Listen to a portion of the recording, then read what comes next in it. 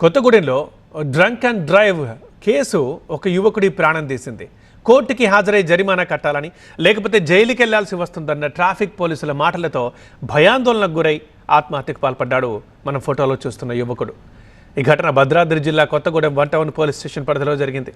ఖమ్మం జిల్లా ముదిగుంటకు చెందిన గోపి పెళ్లి తర్వాత భార్య కొత్తగూడెంలో నర్సింగ్ చేస్తుండటంతో పట్టణంలోనే అద్దె ఇంట్లో ఉంటూ ప్రైవేట్ వర్కర్గా పనిచేస్తున్నాడు. ఇటీవల డ్రంక్ అండ్ డ్రైవ్లో గోపి పోలీసులకు పట్టుబడ్డాడు. ఈ నెల 19న పోలీసులు అతనికి ఫోన్ చేసి కోర్టుకి హాజరై జరిమానా కట్టాలని చెప్పారు. తర్వాతి రోజు వస్తానన్న గోపి రాకపోవడంతో మరోసారి ఫోన్ చేసి ఫైన్ కట్టకపోతే జైలుకి వెళ్లాల్సిందే అని పోలీసులు చెప్పారు. భయాందోళనకు గురైన గోపి భార్య నర్సింగ్ కాలేజ్ దగ్గర దింపేసి వచ్చి ఉరివేసుకొని ఆత్మహత్యకు పాల్పడ్డాడని గోపి తల్లిదండ్రులు చెప్తున్నారు. కొత్తగూడెంలో డ్రంక్ అండ్ డ్రైవ్ కేసు ఒక యువకుడి ప్రాణాలు తీసింది.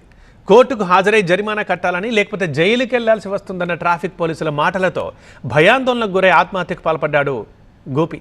ఈ ఘటన భద్రాద్రి జిల్లా కొత్తగూడెం 1 టౌన్ పోలీస్ స్టేషన్ పరిధిలో జరిగింది.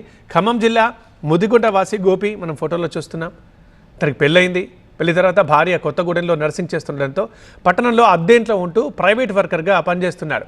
ఇటీవల డ్రంక్ అండ్ డ్రైవ్లో గోపి పోలీసులకు పట్టుబడ్డాడు.